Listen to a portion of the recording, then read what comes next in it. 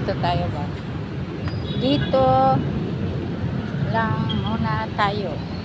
Mag-content. No? Ano tawag yan sa mga ano mo? Sa mga video mo? Diba content yan? O, so, mag-content muna tayo. Content muna tayo. Ano i-content mo? Kung ano lang, basta kay content. Kung anong nasa isip nyo guys, at sa puso mo, na gusto mong mag-content, lagyan mo ng pagmamahal ang paggagawa mo ng content.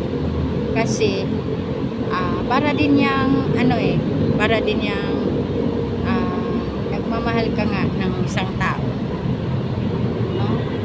So, kailangan ang magpo-content ay may pagmamahal yan sa ginagawa mong content. Kasi hindi maganda ang content pag walang pagmamahal yan sa ginagawa mo. No? Kasi pansinin nyo guys, pag nagbibideo kayo, hindi maganda, hindi masyado. Sa hawak niya ng kamay mo parang ayoko niya. Hindi masyado, maganda. Yun lang masabi ko guys, sa akin lang yan Except lang sa inyo, hindi ko alam. Akin lang. Kasi, alam nyo guys, pag nag-video ako, nag-vlog ako, pag malapit na ko sa isang tao, hindi ko siya binablog. Nilipat ko sa iba yung yung camera. Kasi, pag ilalapit mo doon, i-focus mo sa isang tao, magagalit yan. Pwede kang kasuhan yan dahil ibabarangay ka yan. Basta magagalit sa'yo. Except lang sa kilala mo. At saka magpapaalam ka na pwede ba kitang i-vlog. Ganyan. Minsan guys kasi, may makikita kayo ng mga nabablog doon. Ano lang yun. Hindi talaga yan alam nila na nagbablog ako.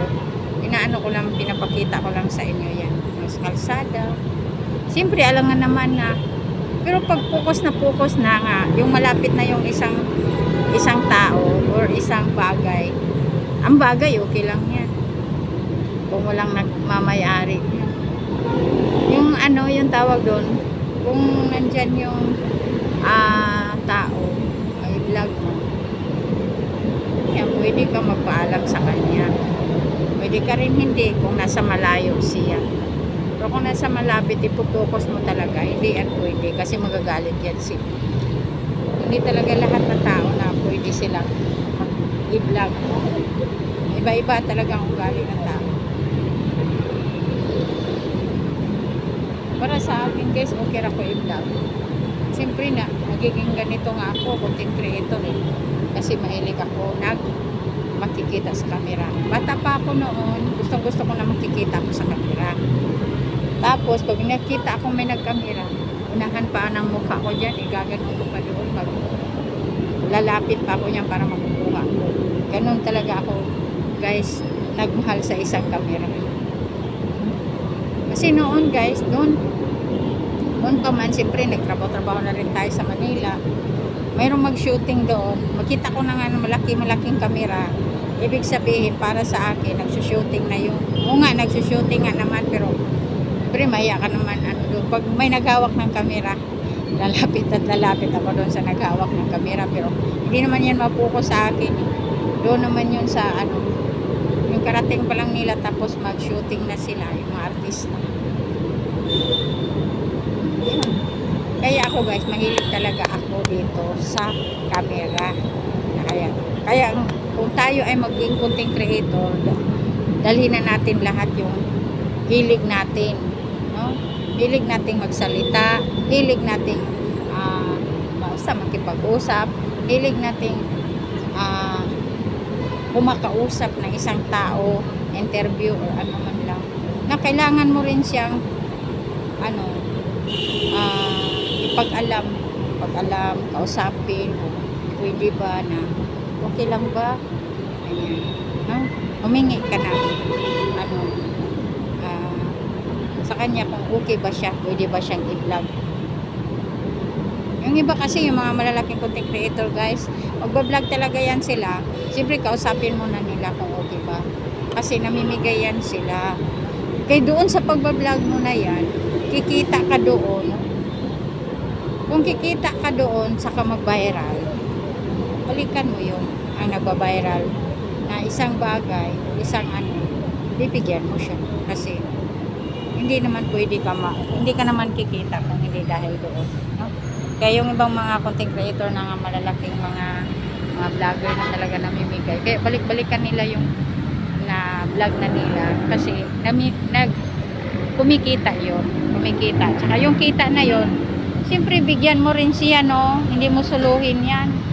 Kasi kung madamot ka, yung iba sinusulo lang nila eh. Kasi madamot. Pero para sa akin, mas maganda na mimigay ka sa kapwa mo. Basta maluwag ka na sa bulsa mo. Hindi ka naman din magbigay kung mahigpit pa yung bulsa mo, di ba? Kailangan kang hindi magdamot sa sa ano mo, kapwa-tao. Ganun lang yan guys, ang masasabi ko sa isang content creator. No? Hindi lahat para sa akin lang. Pero, kasi nga ito ka na nga eh. Nandito ka na social media. Hindi lang para sa sarili mo. Hindi lang para sa pamilya. Magbibigay ka. Kasi, bigayan ni Lord sa iyo eh, na naging ganyan ka. Hindi mo kaya yan pag ikaw lang mag-isa. Kaya 'di ba, bawat natin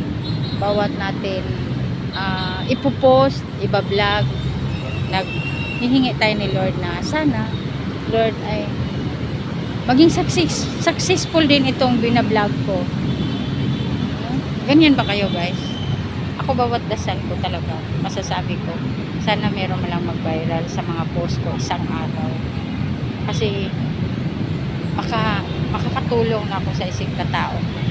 Kahit hindi magba-viral, yung ibig sabihin ko, may kita na siya. May kita na siya. Basta may kita na siya.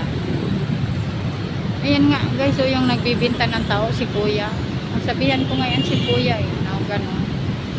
Siyempre, nag-vlog ko rin yan. Walang araw pa. Hindi pa sa ngayon dahil mahigpit pa rin yung bulsa ko. Kailangan nyo maluwag na yung bulsa nyo guys ha. Kasi sabi ko, hindi yan sabing ano. Sa tao lang naman yun, namimigay ko. Sa tao lang din yung nagdadamot ka. Hindi naman lahat. Sinasabi nila, ikaw nagpapagod. Bakit? Magkagawa ka ba ng ganyan kung hindi ka ba nag-vlog sa iba? Kaya yung iba guys, nagsarili yan sila na vlog kasi ayaw nila ng ano, makaano sila ng mga tao.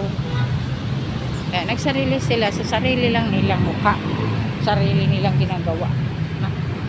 Pero kung ikaw, pareho sa akin, na ganito, nag-aano ng mga tao na makikita sila, ay siyempre hindi ako magdadamot kung meron naman ako. Pagka ngayon wala. So uwi na tayo guys kasi mahaba na rin itong video ko. Mahaba na. Tatawid na tayo ulit dito sa Tawiran. Marami pang mga sasakyan. Kaya hindi pa tayo makapawid.